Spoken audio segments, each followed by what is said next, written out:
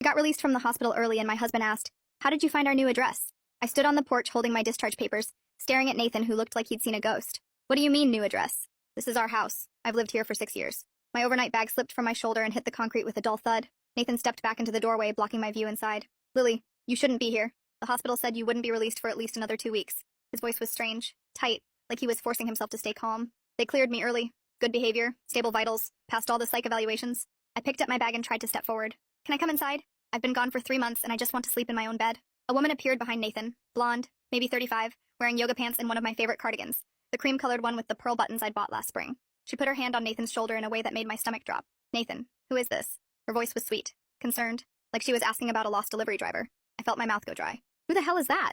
And why is she wearing my clothes?" Nathan's face went pale. "Lily, I can explain. This is Brooke. We got married 2 months ago." The words hit me like a physical blow. "You got married? I've been in the hospital for 3 months and you got married?" My voice came out too loud, almost a shout. Brooke's eyes widened. "Nathan, you said your ex-wife was institutionalized long-term. You said she was dangerous and the doctors didn't think she'd ever be stable enough for release." She pulled the cardigan tighter around herself. "You told me she tried to kill you." "I never tried to kill anyone," I was shouting now. "I had a breakdown, postpartum depression after the miscarriage. I checked myself into treatment." "Nathan, tell her the truth." Nathan wouldn't meet my eyes. "Lily, you need to leave. You're violating the restraining order." "What restraining order?" "I never got served with any restraining order." I pulled out my phone, my hands shaking so hard I almost dropped it. "I'm calling my lawyer right now. This is insane." Nathan's jaw tightened. "The restraining order was filed 6 weeks ago. You were served at the hospital. Check your patient file." Brooke was backing away from the door now, her phone in her hand. "I'm calling the police. Nathan said you might show up and try to hurt us." "Hurt you? I don't even know who you are." I looked past them into my house, my living room. Except it wasn't my living room anymore. The blue couch Nathan and I had picked out together was gone, replaced with a gray sectional. My grandmother's paintings were off the walls. Even the coffee table was different. "What did you do to our house?" Nathan stepped fully into the doorway now, making himself bigger, blocking me from entering. "It's not your house anymore, Lily. I filed for divorce 2 months ago on grounds of abandonment and mental incapacity. The judge granted it last week. This house is mine now and Brooke lives here. You need to leave before the police arrive." "Abandonment? I was in a psychiatric hospital. You visited me every week for the first month." But even as I said it, I remembered how his visits had suddenly stopped, how my calls went to voicemail, how the nurses said he'd called to say he couldn't come anymore because of work. I thought he was just overwhelmed, dealing with grief from the miscarriage on his own. Behind Nathan, Brooke was talking urgently into her phone, giving our address to what sounded like a 911 operator. "Yes, his ex-wife who has a history of violent behavior. She's at our door right now refusing to leave. We have a restraining order, but she's violating it." "I'm not violent," I screamed. "Nathan, tell her I'm not violent. Tell her the truth about what happened." Nathan's expression was cold, nothing like the man I'd been married to for 8 years. "You attacked me the night before you went to the hospital. You broke 3 of my ribs and gave me a concussion. That's why I had you committed involuntarily. The doctor said you were a danger to yourself and others." My vision started to blur at the edges. "That's not what happened. I never hurt you. I hurt myself. I was the one who was injured. I tried to. I had the pills in my hand and you called 911. You saved my life." But doubt was creeping in now. The memories from that night were fuzzy, distorted by the medication they'd given me in the ER. I remembered crying, remembered Nathan's face covered in blood, remembered the ambulance. But the sequence of events was jumbled, fragmented. Had I hurt him? Could I have hurt him and not remembered? Nathan pulled up his shirt, showing a scar across his ribs that looked fresh, maybe 2 or 3 months old. "You did this with a kitchen knife. You don't remember because you had a psychotic break. The doctors confirmed it. That's why you were involuntarily committed for 90 days instead of voluntary treatment." Police sirens were getting closer. I could hear them coming up the street. "I want to see the restraining order. I want to see the divorce papers. I have a right to see them." Nathan disappeared inside for a moment and came back with a folder. He wouldn't hand it to me, just held it up so I could see through the glass storm door. Court documents with my name on them. A restraining order issued 6 weeks ago, served to me at Riverside Psychiatric Hospital according to the service record. A divorce decree finalized 1 week ago. My signature was on some of the documents, but I didn't remember signing anything. 2 police cars pulled up to the curb. 4 officers got out, hands near their weapons. "Ma'am, we need you to step away from the door," one of them called out. "Keep your hands where we can see them." I raised my hand slowly, the discharge papers still clutched in my right hand. "I just got released from the hospital. This is my house. My husband is lying about what happened."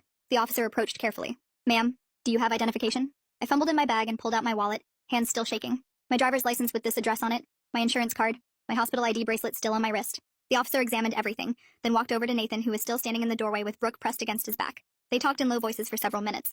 I saw Nathan hand over his own documents, point at the scar on his ribs, gesture at me with an expression of fear and concern that looked completely genuine. When the officer came back to me, his expression was sympathetic but firm. "Ma'am, according to the records, you were served with a restraining order 6 weeks ago, requiring you to stay at least 500 feet from this property and from Mr. Nathan Whitfield.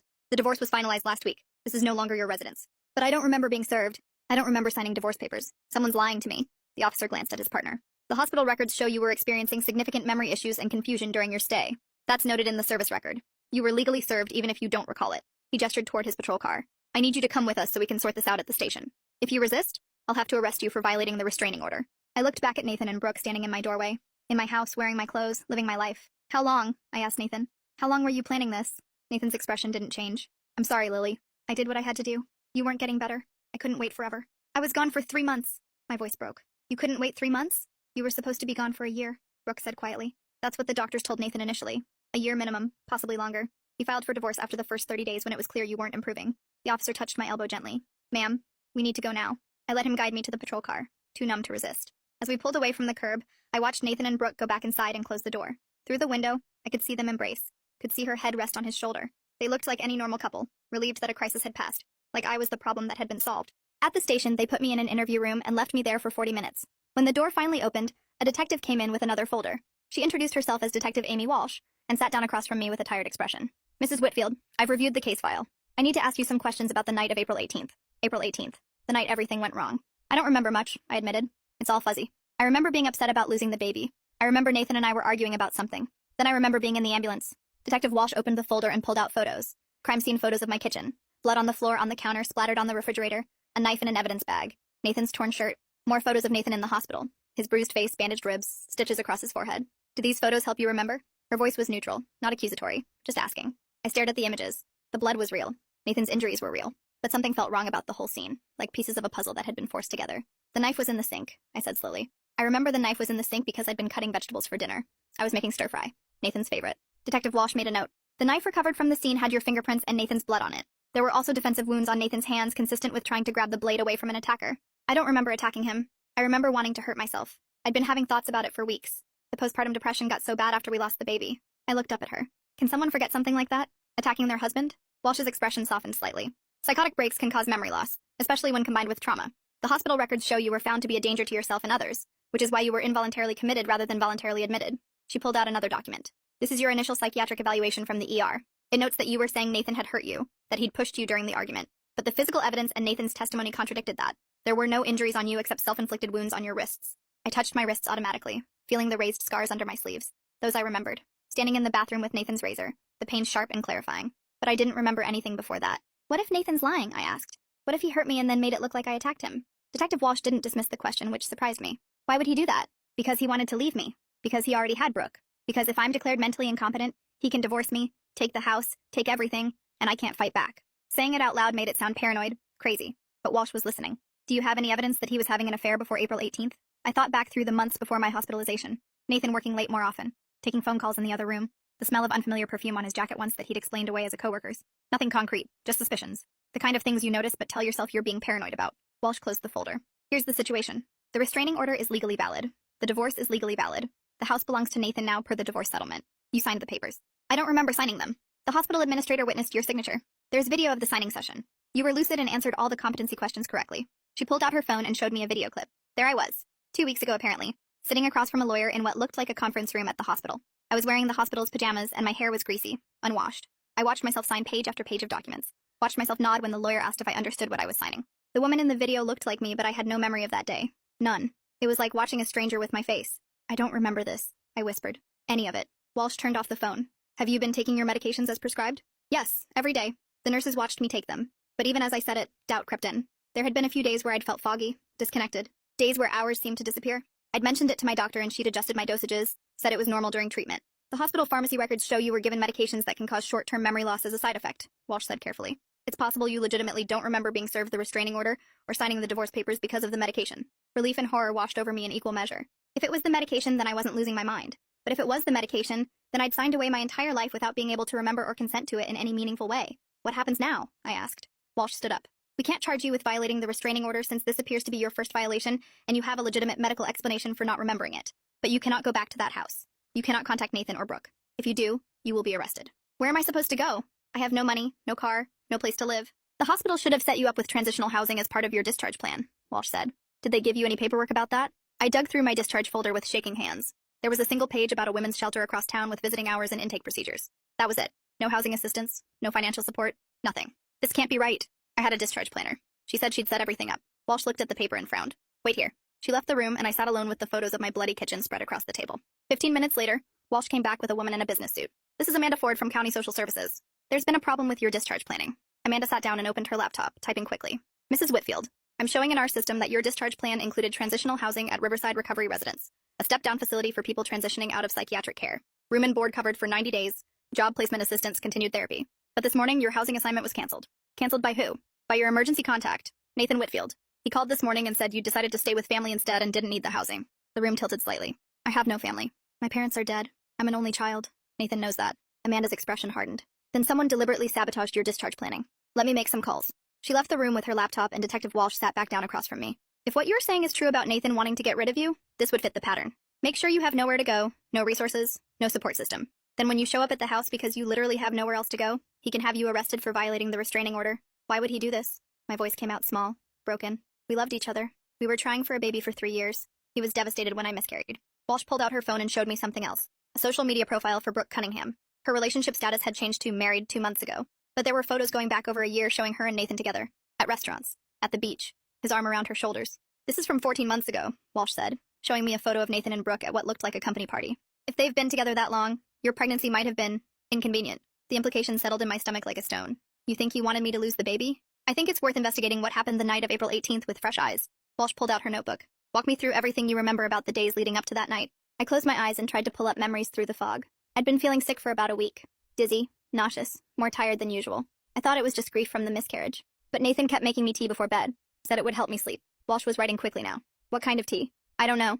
Some herbal blend he bought from a natural food store. It tasted strange, but he said it was supposed to taste like that. My eyes snapped open. You think he was drugging me? I think it's a possibility worth exploring. Do you still have the tea? I don't have anything. I went to the hospital with nothing but the clothes I was wearing. Everything I owned is in that house with Nathan. Walsh made another note. We'll need to get a warrant to search the property for the tea and any other potential evidence. But that will take time. In the meantime, you need somewhere safe to stay. Amanda came back into the room looking angry. I got you reinstated at Riverside Recovery Residence. Someone is going to answer for this discharge planning nightmare. But for now you have a bed.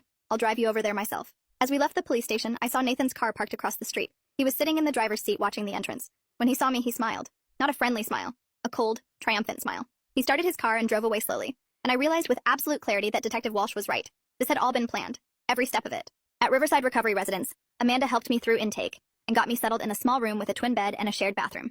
I'm filing a formal complaint about your discharge planning, she said. Someone at the hospital violated protocol. But more importantly, I'm flagging your case for our legal aid program. You need a lawyer. I can't afford a lawyer. Legal aid is free for people in your situation. Someone will contact you within 48 hours. She handed me her business card. Call me if you need anything. And document everything. Every memory, every detail, anything suspicious. It might be important. After she left, I sat on the thin mattress and tried to organize my thoughts. My phone was dead, the battery drained. I asked at the front desk if they had a charger I could borrow. The overnight counselor found one and I plugged in my phone, watching it slowly power back to life. When it finally turned on, I had 63 missed calls. Most from unknown numbers, but 12 from my best friend Vanessa. I hadn't spoken to Vanessa since before the hospital. Nathan said she'd stopped coming to visit because seeing me that way was too hard for her. I called her number with shaking hands. She answered on the first ring. Oh my God, Lily. Where are you? Are you okay? Vanessa? My voice broke. I'm at a recovery residence. I got out of the hospital today and everything's wrong. Nathan married someone else and I don't remember anything and— Lily, stop. Listen to me. Vanessa's voice was urgent. I've been trying to reach you for 2 months. Nathan told me you didn't want any visitors, that you'd asked him to keep everyone away. But I didn't believe him. I went to the hospital anyway and they said you'd specifically banned me from your visitor list. I never banned you. I wanted to see you so badly. I know that now. Lily, I hired a private investigator. Nathan's been having an affair with Brooke for 18 months. Since before you got pregnant. I have photos, receipts, everything. I tried to bring them to the hospital but they wouldn't let me see you. My head was spinning. Nathan said you stopped visiting because it was too hard. He's been controlling your access to everyone. I talked to your coworkers, your other friends. He told everyone different stories about why they couldn't see you. Some people he said you were too unstable for visitors. Others he said you were being transferred to a different facility. He isolated you completely. Why would he do that? Because he needed time. Time to file for divorce, move Brooke in, liquidate your joint assets. Lily, he emptied your savings account. $47,000. It's gone. The number hit me like a slap. That was my inheritance from my grandmother. He can't touch that. It was in my name only. He had power of attorney. Did you sign power of attorney papers? I thought back to that video Walsh had shown me, signing page after page of documents. Maybe. I don't know. I signed something at the hospital but I don't remember what. Vanessa made a frustrated sound.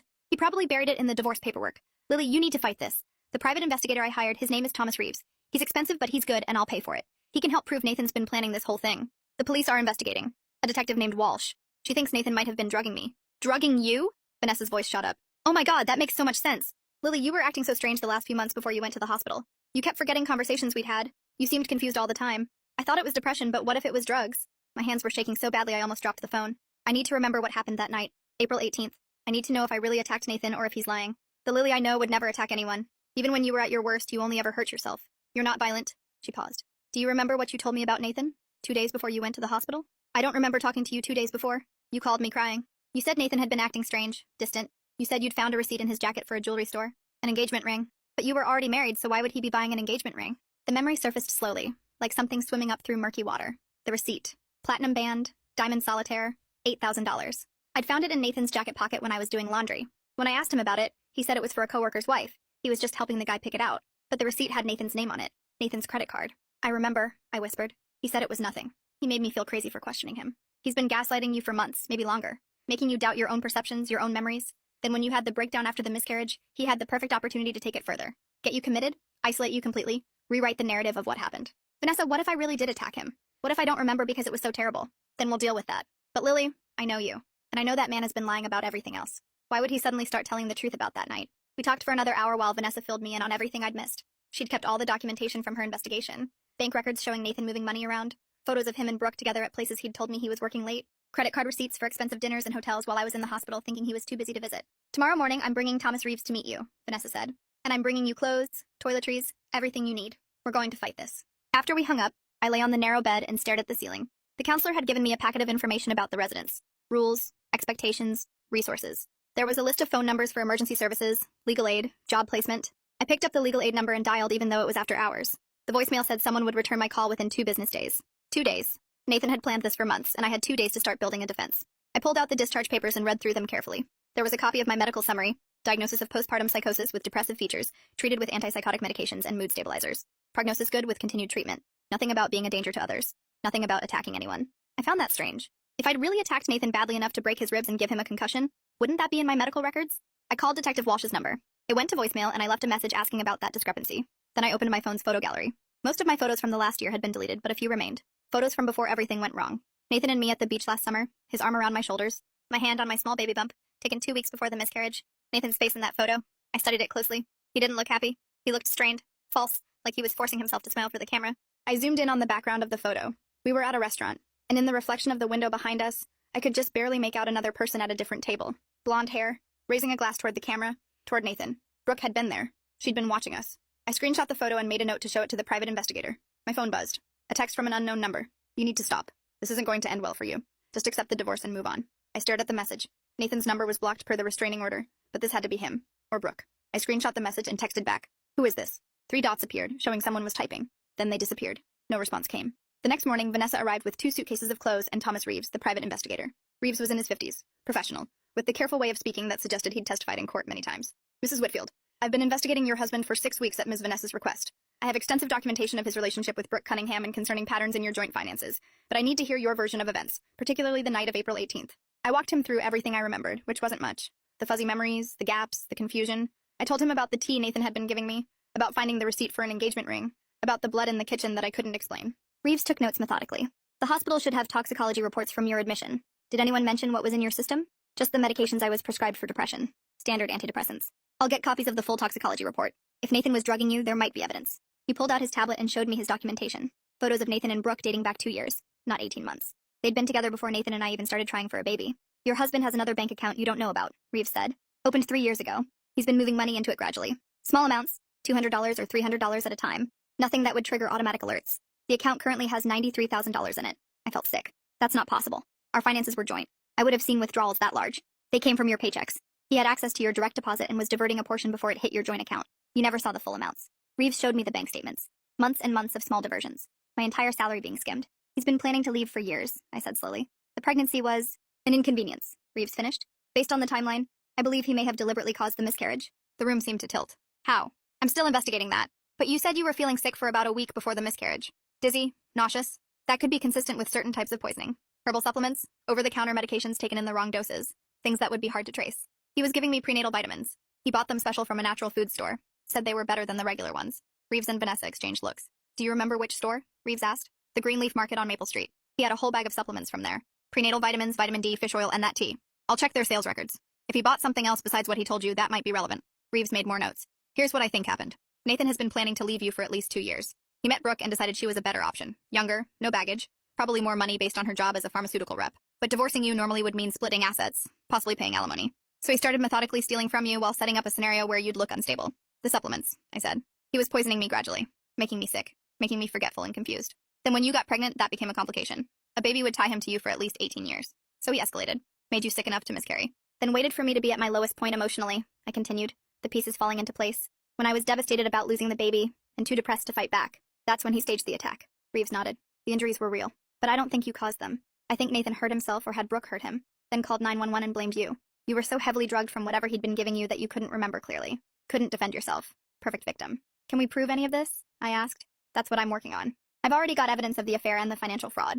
Detective Walsh is pursuing the criminal angle. If we can get that tea analyzed, if we can find purchase records showing he bought something dangerous, if we can get testimony from hospital staff about your actual behavior versus what Nathan claimed. He trailed off. It's going to be a fight, but it's not impossible. Vanessa squeezed my hand. We're going to prove he set you up. We're going to get your life back. Over the next 2 weeks, everything moved quickly. Detective Walsh got a warrant to search Nathan's house. They found the canister of tea in the back of a cabinet, half empty. Lab analysis showed it contained not just herbal tea but significant amounts of diphenhydramine, Benadryl, and doxylamine, another antihistamine. Both can cause drowsiness, confusion, and memory problems in high doses. Combined with the prescription antidepressants I was taking, they would have seriously impaired my cognitive function. They also found the supplements Nathan had been giving me. The prenatal vitamins were real, but the vitamin D capsules had been opened and refilled with something else, a toxic mix of herbs known to cause miscarriage. He did it, I said to Detective Walsh when she showed me the lab reports. He poisoned me. He killed our baby. It's looking that way, Walsh agreed. We've arrested Nathan on charges of assault, fraud, and poisoning with intent to harm. His lawyer is claiming the tea was innocent, that he didn't know it had medications in it. But we found his browser history. He'd been researching medications that cause memory loss and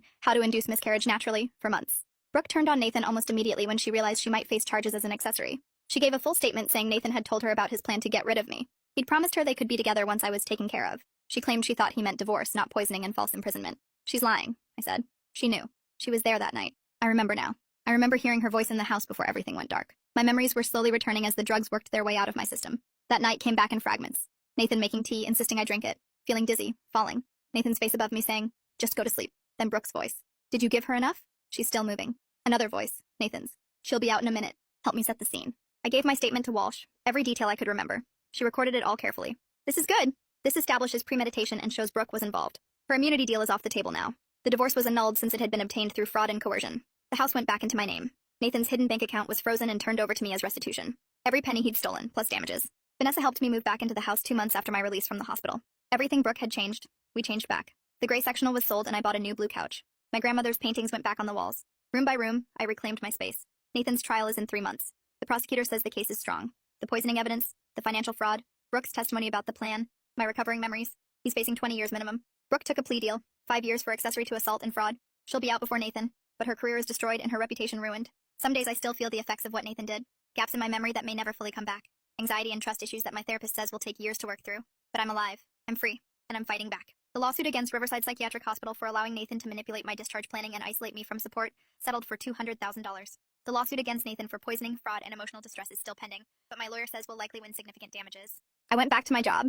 They'd held my position. Told Nathan they were laying me off, but actually kept me on unpaid leave. My boss, Linda, had suspected something was wrong when Nathan called repeatedly insisting I'd quit, but my work computer showed I'd been logged in the day before my hospitalization working on a project. She'd refused to process my resignation and kept me on the books. I knew something wasn't right, Linda told me when I came back. You loved this job. You'd never just quit without notice, especially not in the middle of the Riverside account. And Nathan was too insistent, too pushy about it. Made me suspicious. I cried in her office for 20 minutes while she ordered coffee and tissues. She'd advocated for me during my absence, kept my projects alive, even set aside my commission checks so Nathan couldn't touch them. $31,000 in commissions I didn't know existed. My coworkers threw me a welcome back party that felt surreal. Balloons, cake, genuine happiness to see me. For months I'd believed I was completely alone, that everyone had abandoned me. But Nathan had systematically lied to everyone, created a web of deception so intricate that no one knew the truth. He told me you'd moved to Oregon to be closer to your sister, my coworker Diane said. Said you needed a fresh start after everything. I don't have a sister, I told her. I know that now. But he was so convincing. He even cried when he told me. That was Nathan's gift. He could lie with tears in his eyes and make people believe him. He'd used that gift to destroy my life, and he'd almost gotten away with it. 3 weeks after moving back into the house, I got a call from Riverside Psychiatric Hospital's risk management department. They wanted to settle the malpractice suit quietly, avoid publicity. Their offer had gone from $200,000 to $500,000. Your case exposed serious systemic failures in our patient advocacy and discharge planning, the hospital attorney said. We've implemented new protocols because of what happened to you. Multiple staff members were terminated for their role in allowing your husband to manipulate your care. I took the settlement. Not because the money made up for what happened, but because fighting it in court would mean reliving the trauma for months. I wanted to move forward. The house felt different now. Empty in a way that had nothing to do with furniture or decoration. Nathan's presence was gone, but so was the life we'd built together. The ghost of who I'd been before. The woman who trusted easily, who believed in happy endings. She was gone too. My therapist, Dr. Sarah Kim, said it was normal to grieve the person I used to be. You experienced profound trauma and betrayal. You're not supposed to bounce back like nothing happened. You're supposed to be changed by it. I don't like who I am now, I admitted during one session. I'm suspicious of everything. I don't trust anyone. I walk through my own house checking locks 3 times before bed. That's hypervigilance. A trauma response. But it won't last forever. With work, you'll find a middle ground between the naive trust you had before and the complete distrust you feel now. Detective Walsh called 4 months after Nathan's arrest. We found something else. Nathan had a life insurance policy on you. $750,000. Taken out 2 years ago. My blood went cold. He was going to kill me. The poisoning might have been the first attempt. If you died from the supplements causing the miscarriage, it would have looked like pregnancy complications. When that didn't work, he had to pivot. Make you look unstable. Get you committed. Then, Walsh trailed off. Then what? How was he planning to finish it? We found searches on his computer for suicide methods. How to fake a suicide. Medication overdose. All from the weeks you were in the hospital. He was researching ways to make it look like you'd killed yourself. I felt sick. The restraining order. The isolation. He was setting it up so when I died, everyone would believe I'd done it to myself. A mentally ill woman who'd attacked her husband, lost everything in the divorce, couldn't cope.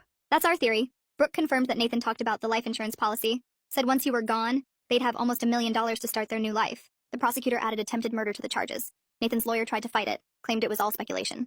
But the computer searches, the life insurance policy, Brooke's testimony, the pattern of poisoning, it all added up to a clear intent to kill. I testified at Nathan's trial 6 months after my release from the hospital. Walking into that courtroom and seeing him in an orange jumpsuit felt surreal.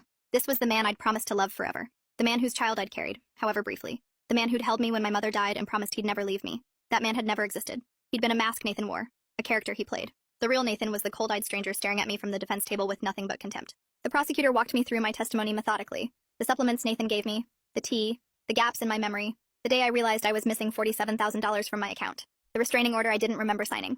Coming home to find another woman wearing my clothes living in my house. Nathan's defense attorney tried to paint me as bitter and vindictive, a scorned woman making up stories. Isn't it true that you were institutionalized for attacking my client? I was hospitalized for suicidal ideation after being systematically poisoned, I corrected.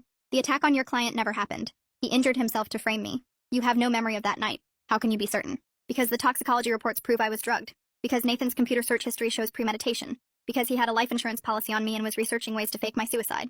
I looked directly at Nathan. Because I know now that everything he told me was a lie. The jury deliberated for 6 hours. When they came back, the 4 women read the verdict. Guilty on all counts. Assault, fraud, attempted murder, poisoning with intent to harm. Nathan showed no emotion as the judge sentenced him to 25 years in federal prison. No parole eligibility for 15 years. By the time he got out, he'd be 62 years old. His life, like mine, was effectively over. Except mine wasn't over. I was still here. Still breathing, still fighting, still rebuilding. Brooke served 18 months of her 5-year sentence before being released on good behavior. I saw her once after her release, in a grocery store checkout line. She'd lost weight, looked older, wore no makeup. When she saw me, she went pale and left her cart right there, walking out without buying anything. I didn't feel satisfaction seeing her afraid of me. I just felt tired. A year after the trial, I sold the house. Too many memories, too much pain soaked into the walls. I bought a small condo across town, started fresh with new furniture and new paint colors that Nathan had never touched. Vanessa helped me move, along with Linda from work and a few other friends who'd stuck by me. We ordered pizza and drank wine and laughed, and for the first time in 2 years, I felt something close to happy. You did it, Vanessa said, hugging me in my new empty living room. You survived. You fought back. You won. It doesn't feel like winning, I admitted. It feels like I lost years of my life, lost my ability to trust people, lost who I used to be. Maybe that person needed to be lost. Maybe you're becoming someone stronger. I thought about that a lot over the following months. Was I stronger? Or just more damaged? The nightmares came less frequently now, but they still came. I still checked locks obsessively, still felt panic when someone approached me unexpectedly. But I also laughed more, went out with friends more, started dating again, though I was careful, maybe too careful. I ran background checks on every man I went out with more than twice, checked their financial history, their social media, everything. That's not healthy, Dr. Kim said gently. You can't live in constant fear. But I was right to be afraid, I countered. Nathan was exactly what I should have been afraid of. If I'd done background checks on him before we got married, maybe I would have seen the red flags. Or maybe he hadn't shown those patterns yet. Some people change. Some people become dangerous over time. She leaned forward. You can't protect yourself from every possible betrayal. At some point, you have to decide to trust again. Not blindly, but thoughtfully. 2 years after the trial, I met someone. His name was Eric, a teacher at the high school where I'd started volunteering as a business mentor. He was patient with my paranoia, understanding about my trauma, never pushed when I needed space. I looked you up, he admitted on our 4th date. I read about what happened with your ex-husband. I just want you to know I understand why you're cautious, and I'll earn your trust however long it takes.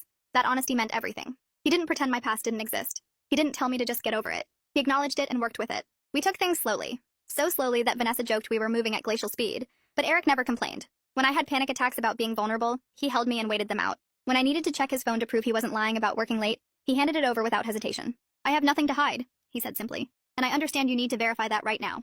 That's okay. 3 years after Nathan's conviction, I testified at his parole hearing. He was asking for early release based on good behavior.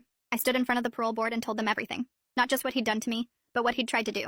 The murder plot, the life insurance policy, the systematic destruction of my life. This man is dangerous, I concluded. He's patient, calculating, and utterly without remorse. He planned my death for years. Given the opportunity, I believe he would try again, or find another victim. Please don't release him. The parole board denied Nathan's request. He'd be eligible again in 5 years. Walking out of that hearing, I felt something release inside me. I'd confronted him one last time, looked him in the eye, and refused to be silenced. Whatever power he'd had over me was gone. Eric was waiting in the parking lot. He didn't ask how it went, just pulled me into a hug and held me while I cried with relief. "Let's go home," he said.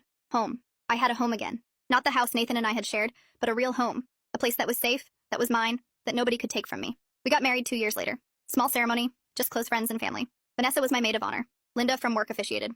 I wore a simple blue dress instead of white. I wasn't interested in traditional symbolism anymore. Eric's vows made me cry. I promised to be honest, even when it's hard. I promised to show you, not just tell you that you can trust me. I promised to be patient with your healing, however long it takes. And I promise that I see you, not who you were before, and not just what was done to you, but who you are now. And I love who you are now. Standing there in front of people who'd supported me through the worst period of my life, holding hands with a man who'd proven his trustworthiness over and over, I realized I'd done more than survive. I'd rebuilt, not back to who I was before. That woman was gone, and that was okay.